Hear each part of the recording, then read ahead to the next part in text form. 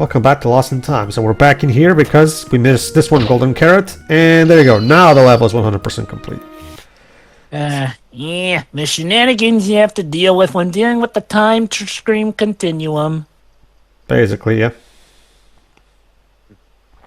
You know, come to think of it, was there ever a time travel episode in the classic Looney Tunes shorts? Oh, plenty. Completed this level. It's weird. I can't recall any ones with Bugs Bunny specifically. Well, with Bugs specifically, I'm pretty sure.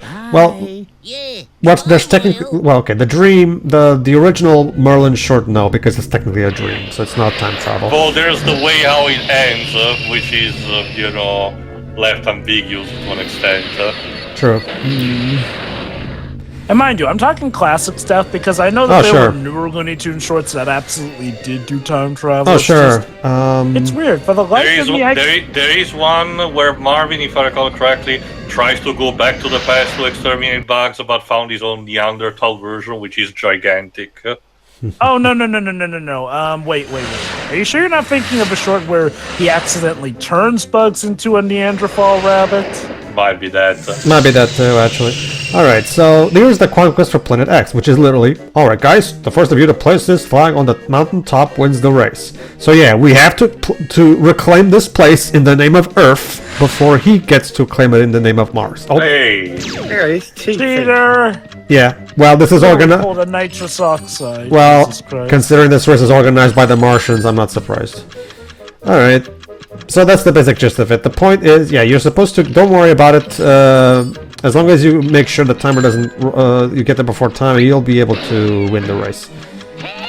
The idea when it comes to getting all the collectibles is to just explore all the different paths. God damn it. Now if the holes just work. No, it's lack of that perception because I didn't know that, but whatever, you know what? Fuck it, let's do this. Let's just, no, that's it's an easy restart, Teo, see? Because this game doesn't have a restart option in the pause menu, but in this particular level, you can just kill yourself and there you go. You know, the funny thing is that, out of context, this actually would totally work with Looney Tunes. A tune supposedly unaliving themselves only to somehow have that help them in the long run. Mm-hmm. Alright. I wonder what a remake of this game with modern gamecraft would be like.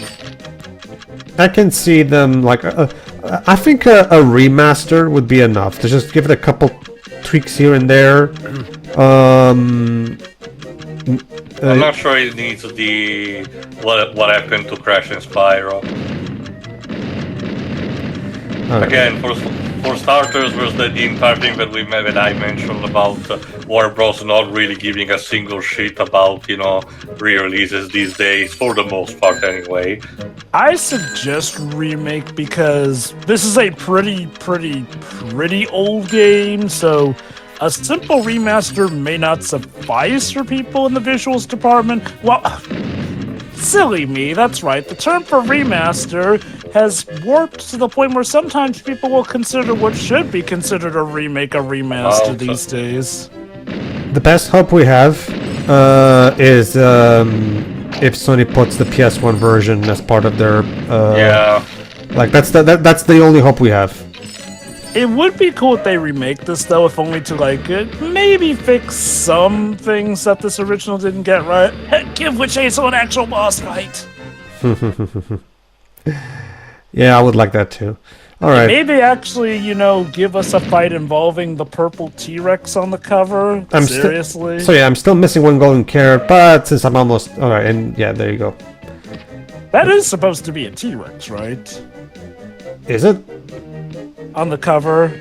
Oh, right. Oh, right. That's the thing, Jova. Like Teo said, it doesn't really show up in the game, so... It's like, what's he even doing there? Maybe a deleted character.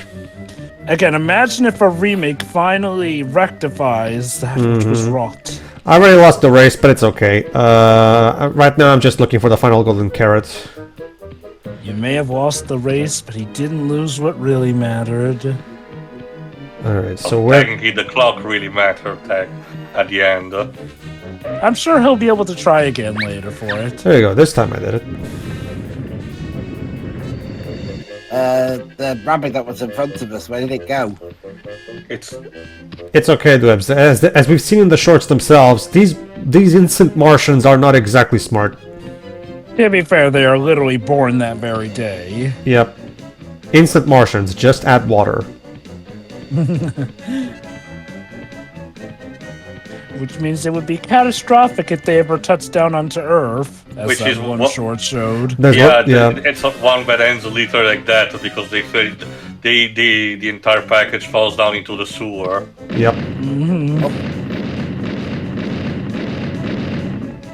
And here I thought gravity was supposed to be warped in space.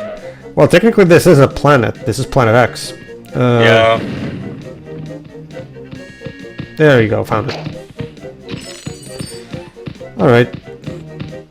Now, if I remember correctly, I just had to kill myself, and then you'll focus on winning the race. Whoops, sorry, that's not enough. There you go. there you go.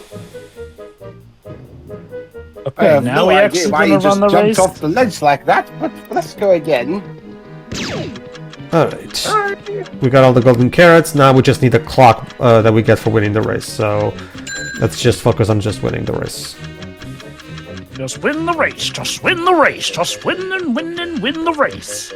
Got the wrong one, but whatever, it's okay. I genuinely forgot what were the ones with it, so let's just start at this point, just for the sake of...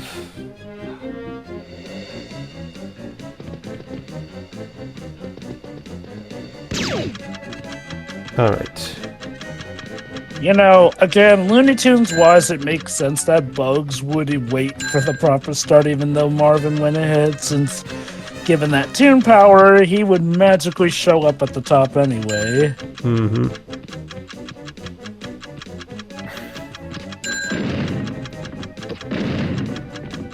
For a moment, you were walking on thin air.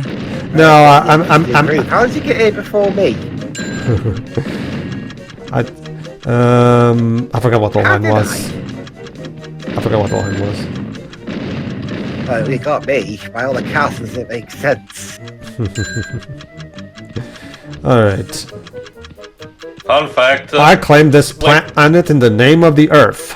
When you actually, in my country's copy, for this specific sequence, the last line that Marvin has right now, and Bugs getting the clock, for some reason the game glitches out and switches them to the Spanish dub. No, I have no idea why. Just for those two lines. Oh,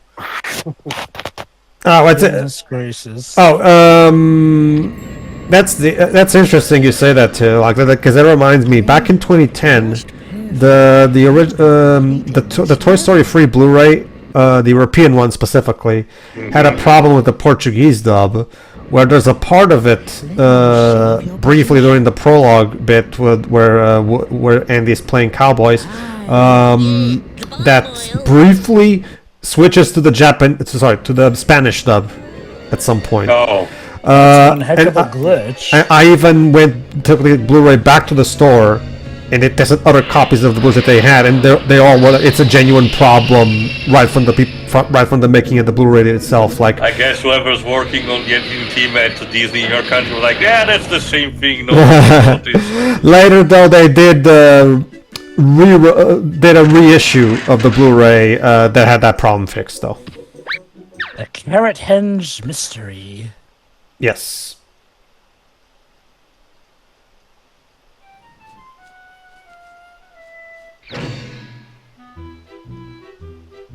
Hey, of course. what's up, witch doctress? A rabbit. No? Yes. No. Yes. I've seen enough Wile E. Coyote Bugs Bunny things to know how this goes. Oh, broomsticks.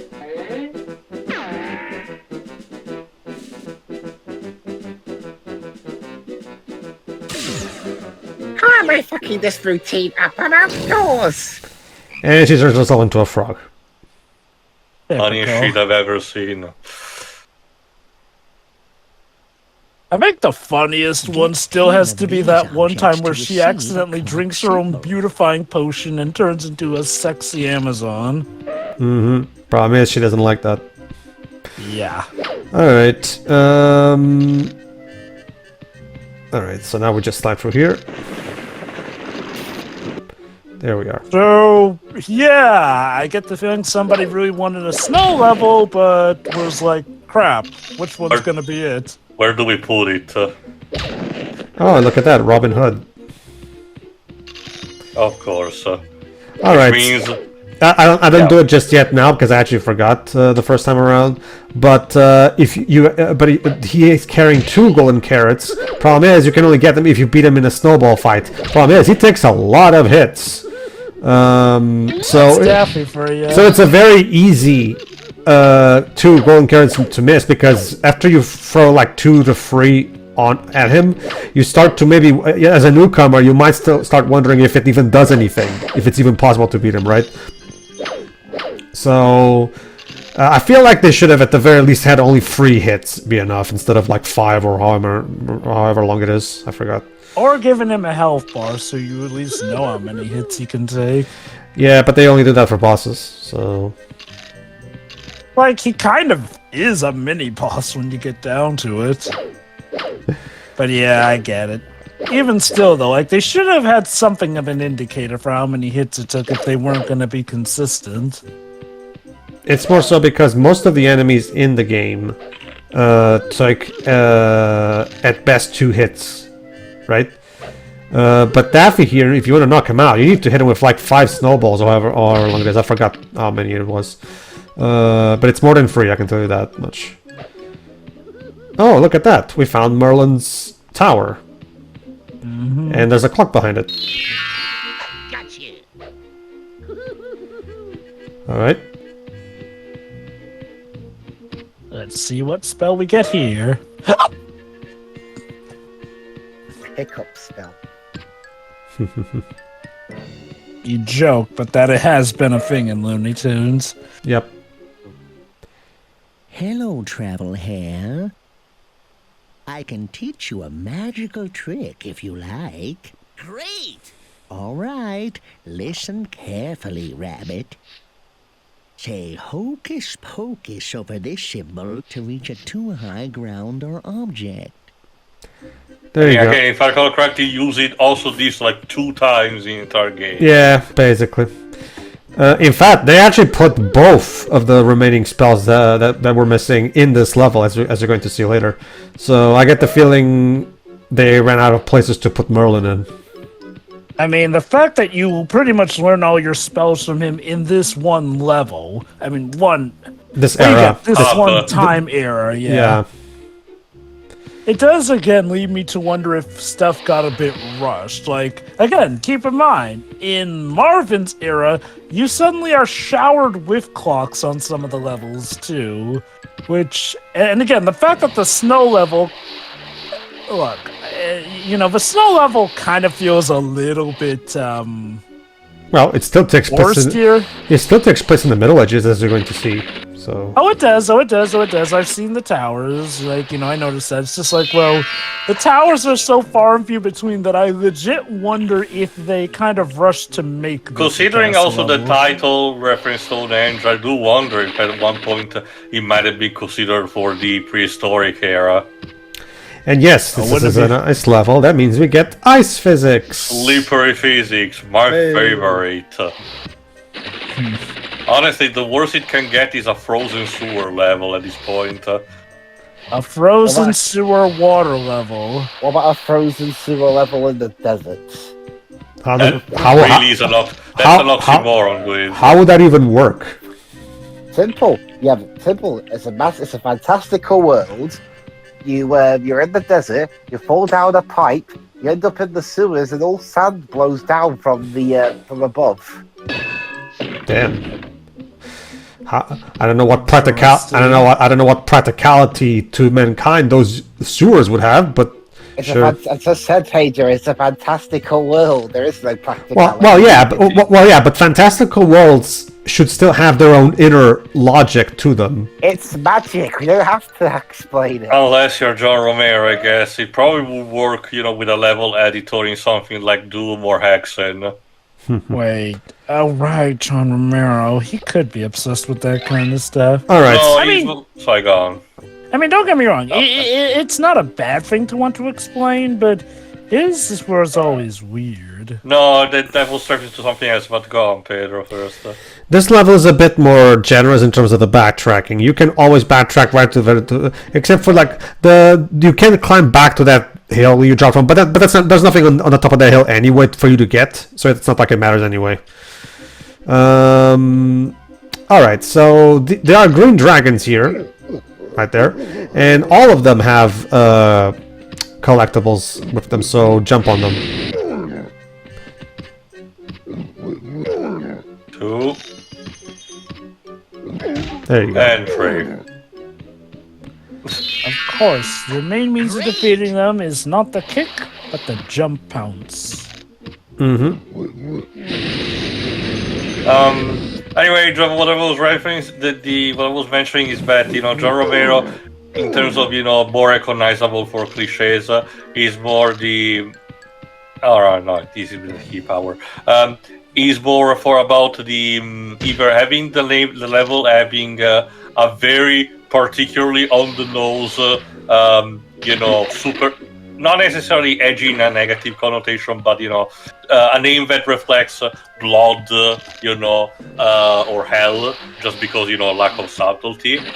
And he premiered the technique of using a lightning weapon that if you can actually cast it in water, normally kills all the enemies in the area. But if you do it while you're also inside there, it insta-kills you. That's basically something that he kind of premiered. Mm-hmm. Basically, yeah. Yeah, I mean, I'm not the biggest fan of the ice level, because, ice physics and all that. I like the aesthetics, less the physics. You know what? I think that's a good description. I like the look. I don't care for the level itself gameplay was, though.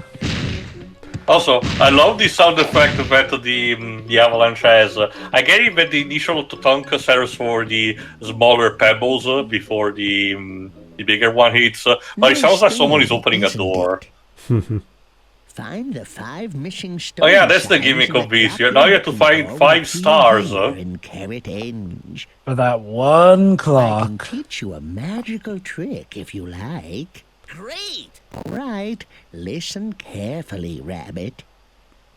Say, open sesame. And there you go, that's your symbol, final and you'll be power able up, to open a which you'll be magic using door. again like 2 times in the entire game. Yep. Like, was there just a power-up mandate? Because keep in mind, also, you don't even really get these magical power-ups until you reach the medieval ages. There's also the fact that They did only it. the first... Sorry, go on. They did it because Mario 64 did it. Remember the wing cap, metal cap, and vanish cap? Sure, The but... difference is that you were getting those power-ups at least throughout the game. And those were already available. Here you basically have to properly unlock them. Well, actually, you have to unlock those caps too in Mario 64, actually. You have to find them. True, but you don't really acquire a currency or something here. The first time only you have to unlock the super jump by doing a very, very simple type of side quest. The others are literally handed off to you. There you go. Found one. Also, speaking of Mario 64, you get a power star by going down an icy slide. Yeah, Pretty much everyone and their mother were doing it. Spyro also did it at one point. Yeah, remember this. This was back in the time where the influence and impact of Mario 64 was at its peak. Open sesame. Of course, it's open sesame. I do wonder if at one point the golden carrot might be a requirement for unlocking the power up, because it kind of fits as sort of a currency that would be used for that. But no, doesn't seem to be that way. It's for the sake of having another collectible, basically. Piece of shit. All right, Well, this is actually this means- so. This is actually a reference to to the actual Robin Hood short. Oh, haha, guard, parry, dodge, spin, cross. So all you have to do is do this and hit him from behind. Hey! There you go. And Robin Hood died. Sorry, It's Dwebs. Daffy, he'll be fine. Sorry, Dwebs. Looks like nobody's gonna be able to free Sherwood. Sherwood will free itself eventually. At least Eventually. Fire Porky will be amused by it. What will happen when King Richard returns? Which King Richard? The one from From Robin Hood. I think it's Richard III lives. Yeah. The one that went to do the Crusades, but Well, was held captive. I didn't specify because, well, it's Robin Hood. We know about King Richard, and have you ever seen a movie of Robin Hood or the book? Not even Disney's version, believes. The most recent one was the 2018 one. Oh, okay. I can say that that one the terrible? 2018 version is quite something different. Well, Okay, I'm curious. What's the damage with that one? If we try to imagine Robin's revolt in a more He has a him bloody being hoodie. him being for the people, kind of okay, not necessarily Assassin's Creed, but more like communist revolution, believe it or not, with him being leading that instead of just being a bandit from the forest that was previously a noble that was disgraced. Also, a little nitpick from me. They called this bit Robin Duck's lair, so they call him Robin Duck in this game. I understand the sentiment, developers, but in the short itself, he was just Robin Hood. But whatever, it's whatever. It's just a nitpick. Like It's a duck that robs you. I guess maybe that's it, but whatever. It's just a nitpick, like I said. It is a weird one because they clearly did their research to have remembered flipping Merlin of Monroe. Like I said, it's abundantly clear to me that despite him being a really obscure character who only showed up in one short, someone in this development team clearly was a huge fan of that short. I know that he did have a few other cameos. I think he also showed up in Space Jam. But Did he? Maybe on the background characters, maybe? The crowd shots, yes. I know the Dover Boys are in one of those, so I'm not too Sure, surprised. because most people know Merlin from this game rather than his short. Just to mention, because I mentioned in some of the previous part, just for roundness, no, he's not yet in the World of Mayhem, but as people speculate, it's only a matter of time. let's see. He did also show up in the Sylvester and Tweety Mystery Show in the episode "Don't Poke at Me." Before this game, Merlin was one of the most obscure Looney Tunes characters because, like I said, in the Golden Age, he only showed up in one short. Go on. Yeah, I think you may be right. This game, I think this game was his second appearance total. And his third was the Sylvester and Tweety Mysteries episode. Yeah, which from the 2000s. Basically, you can practically pin it on this game, making him a bit more well known in comparison to how he was before. Oh yeah, I first found out about him via the game too, essentially, to the point where I thought he was originally from the game. I actually don't remember Great! if I saw the short first or played this game first. It's been so long, and I don't remember the first time I saw the Nightmare Hair short.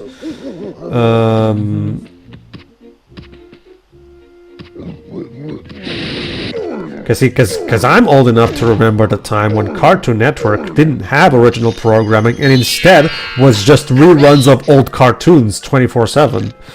Oh yeah, those were the times. Is that why they eventually made Boomerang? Yeah, basically. Although even Boomerang now doesn't really do that much anymore.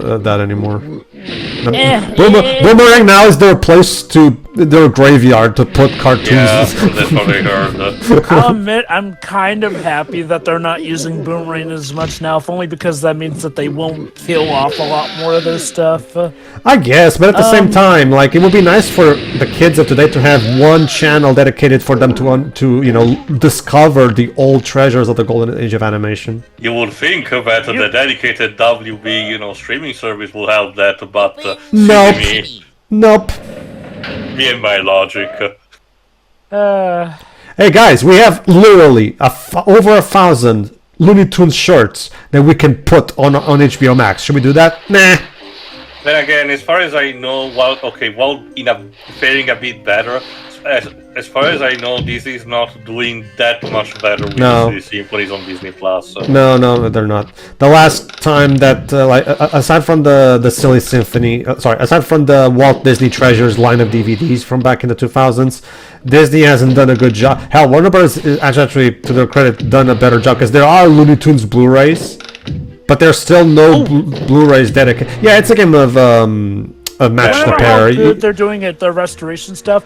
Recently, they actually gave us a new polished re-release of Scooby-Doo: The New Adventures, or new movies, essentially. What they did was, they not only remastered that show, they got back the legendary Addams Family crossover, which has been practically lost legally to media until recently. One remaining. No, but like I said, the Looney Tunes shorts did get a couple Blu-ray releases, and they're still getting. We actually did get a couple new recently, actually. So to Warner Brothers, their Warner Brothers archive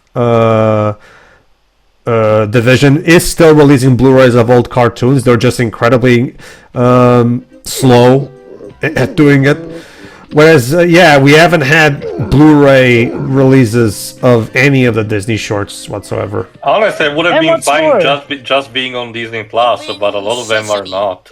They still have not added House of Mouse to Disney Plus. They're still anal about that Runaway Brain short to get off your high horses, guys. And they still haven't even put the flipping Buzz Lightyear show on there. And that's not even counting a lot of other animated classics not on there for some reason. Maybe they're trying to, keep it going at a pace so that they can keep enticing people to subscribe to Disney Plus. But come on, guys. Conservation.